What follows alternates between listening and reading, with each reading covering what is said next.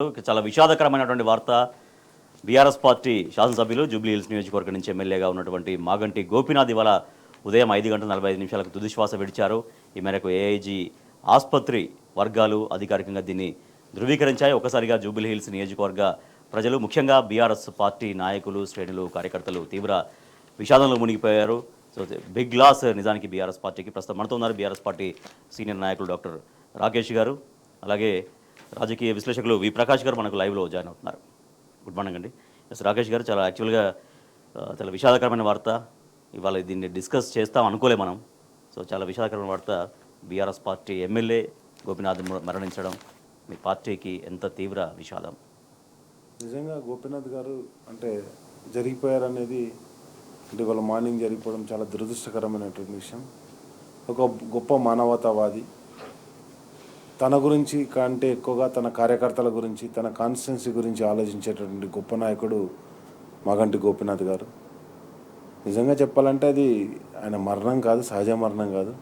ప్రభుత్వం చేసిన ఒత్తిడితో ఆయన, అంటే ఎప్పుడు ఆయన వెన్నంటి ఉండేటువంటి ఒక నాయకుడు, సర్దార్ అని చెప్పేసి ఒక మైనార్టీ ముస్లిం నాయకుడు ఎవరైతే ఉండేనో ఆయనను ఆత్మహత్యకు పురికొల్పే అంతగా ప్రభుత్వంలో చేరినటువంటి కొంతమంది నాయకులు ఎవరైతే చేరారో వాళ్ళు ఉసిగొల్పడంతో, అక్కడ ఉన్నటువంటి కార్పొరేటర్ బాబా ఫషీవుద్దీన్ ఉసిగొల్పడంతో, ఆయన మరణించడంతో ఈయన కూడా దాని గురించి నిరంతరం ఆలోచిస్తూ, అంటే ఎక్కడైతే చర్యలు చేపట్టానో, ఎక్కడైతే ఎవరికైతే రక్షణ కల్పించానో ప్రభుత్వం రక్షణ కల్పించలేనప్పుడు జరిగినటువంటి సంఘటనగా దీన్ని మనం గమనించాలి. ఆయన నిరంతరం ప్రజలకై, తన కాన్స్టిట్యున్సీ నియోజకవర్గంలో ఉన్నటువంటి తన నాయకులకై గురించి ఆలోచించేటువంటి గొప్ప నాయకుడు మాగంటి గోపీనాథ్ గారు. మాగంటి గోపీనాథ్ గారు రాజకీయాల్లో ఈరోజు అంటే ఆయన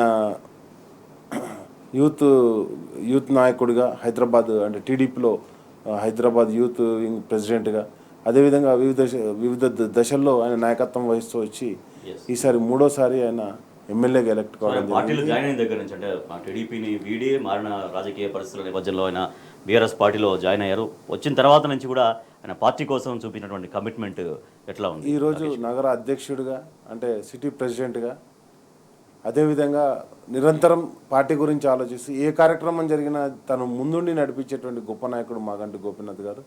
మాగంటి గోపీనాథ్ గారు నిజంగా ఆయన సేవలు చిరస్మరణీయం. ఆయన అందించినటువంటి ఏవైతే సేవలు ఉన్నాయో, మళ్ళీ అంటే నిజంగా ఆయనతో కలిసి పనిచేయడం జరిగింది కాబట్టి చెప్తున్న, ఒక ఎలక్షన్ టైంలో కలిసి పనిచేయడం జరిగింది. ఇంటింటికి, ప్రతి ఇంటికి పోయి తన పేరు పెట్టి పిలిచి, ఎవరికే సమస్య ఉన్నా తను అక్కడ నిలబడి ఆ సమస్యను సాల్వ్ చేసేదాకా వాళ్ళతో కలిసిమెలిసి ఉండేటువంటి గొప్ప నాయకుడు మాగంటి గోపీనాథ్ గారు. రాజకీయాల్లో అరుదుగా కనిపిస్తారు ఇలాంటి అరుదైన వ్యక్తిత్వం ఉన్నటువంటి వాళ్ళు. అది ఎస్పెషల్గా హైదరాబాద్లో ఇక్కడ ఎలాంటి అంటే భూలావాదేవీలకు పాల్పడకుండా, ఎవరిని నొప్పియకుండా తనదైన శైలిలో అందరినీ మెప్పిస్తూ ముందుకు పోయినటువంటి నాయకుడు మాగంటి గోపీనాథ్ గారు. ఆయనకు ఆత్మకు శాంతి చేకూరాలని చెప్పేసి బీఆర్ఎస్ పార్టీ తరఫున, కార్యకర్తల తరఫున, అందరి తరఫున కూడా ఆయనకు శ్రద్ధాంజలి ఘటించడం అవుతుంది. రెడీగా జూబ్లీహిల్స్ ఎమ్మెల్యే మాగంటి గోపీనాథ్ ఇవాళ ఉదయం తెల్లవారుజామున 5:45 తుది శ్వాస విడిచినట్టుగా ఏఐజీ ఆసుపత్రి వర్గాలు వెల్లడించాయి. గత కొద్ది రోజులుగా ఆయన ఆసుపత్రిలోనే చికిత్స పొందుతున్నారు. సో అమెరికా టూర్ ముగించుకొని వచ్చిన బీఆర్ఎస్ వర్కింగ్ ప్రెసిడెంట్ కేటీఆర్ నిన్న ఆసుపత్రికి వెళ్లారు. ఆయన్ని పరామర్శించారు. మరి కుటుంబ సభ్యులకు ధైర్యం చెప్పారు, ఓదార్చారు. సరే అంత క్షేమంగా బయటకు వస్తారు, కోలుకొని బయటకు వస్తారని కూడా అందరూ ఆకాంక్షించారు. యాక్చువల్గా ఇవాళ షెడ్యూల్ ప్రకారం ఇవాళ బీఆర్ఎస్ పార్టీ అధినేత కేసీఆర్ కూడా ఏఐజీ ఆసుపత్రికి వెళ్ళి ఆయన పరామర్శించేటువంటి ప్రోగ్రాం కూడా ఉంది.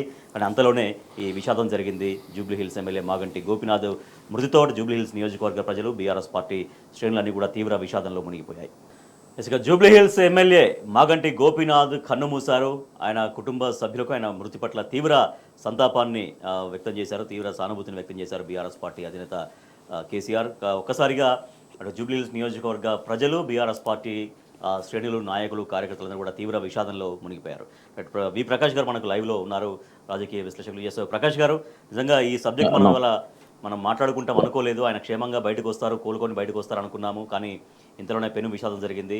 సో గోపీనాథ్ గారిని మీరు కూడా చాలా దగ్గర నుంచి గమనించి ఉంటారు కాబట్టి ఆయన రాజకీయ ప్రస్థానం కావచ్చు, ఆయన ఉన్నటువంటి కమిట్మెంట్ విధానం కావచ్చు, ఇవన్నీ కూడా ఎట్లా గుర్తు చేసుకోవాల్సినటువంటి సమయం ఇది. చాలా బాధాకరం రాజేష్ గారు. ఎవరి మరణమైనా బాధాకరమే. గోపీనాథ్ గారు తెలంగాణలో పర్టికులర్గా హైదరాబాద్ పట్టణంలో పుట్టిన వ్యక్తి. ఆయన మూలాలు వాళ్ళ తాతలు బహుశా ఆంధ్ర ప్రాంతంలో ఉండొచ్చు, కానీ ఆయన హైదరాబాద్ నగరంలోనే జన్మించారు.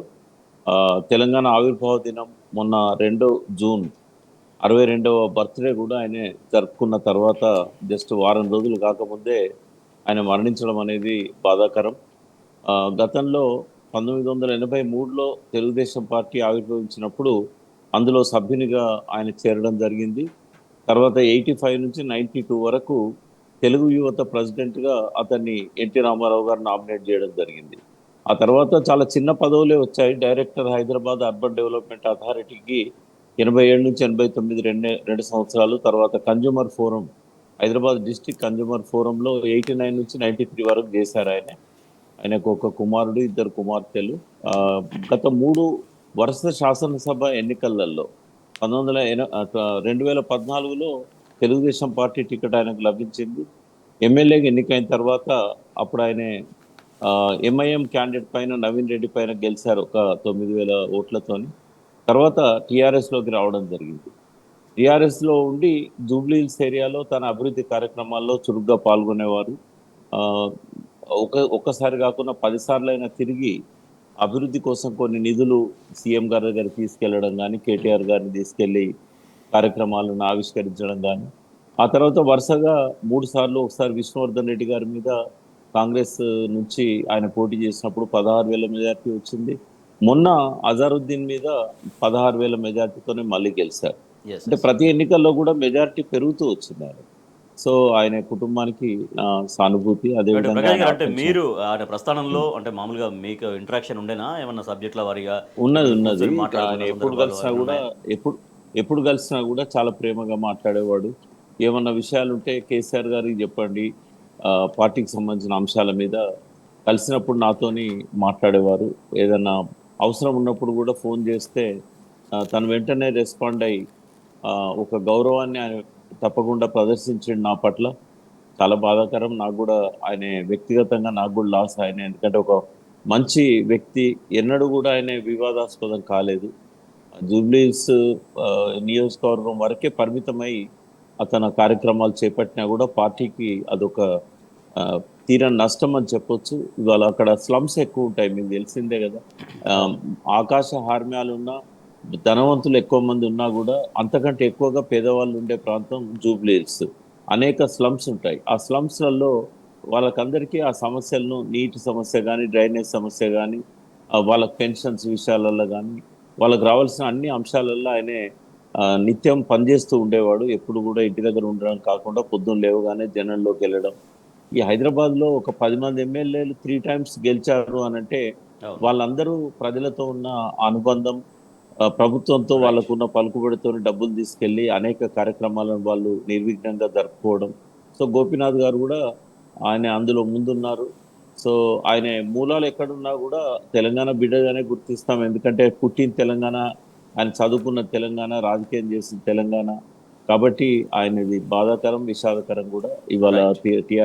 బీఆర్ఎస్ పార్టీకి కూడా అదొక తీరని లోటుగా మనం భావించవచ్చు రాజేష్ రైట్. గారు. ఇక జూబ్లీహిల్స్ ఎమ్మెల్యే మాగంటి గోపీనాథ్ కన్నుమూశారు. గత కొద్ది రోజులుగా ఆయన ఆసుపత్రిలో చికిత్స పొందుతున్నారు. ఈ తెల్లవారుజామున తుది శ్వాస విడిచినట్లుగా డాక్టర్లు అంటే ఆసుపత్రి వర్గాలు ప్రకటించాయి.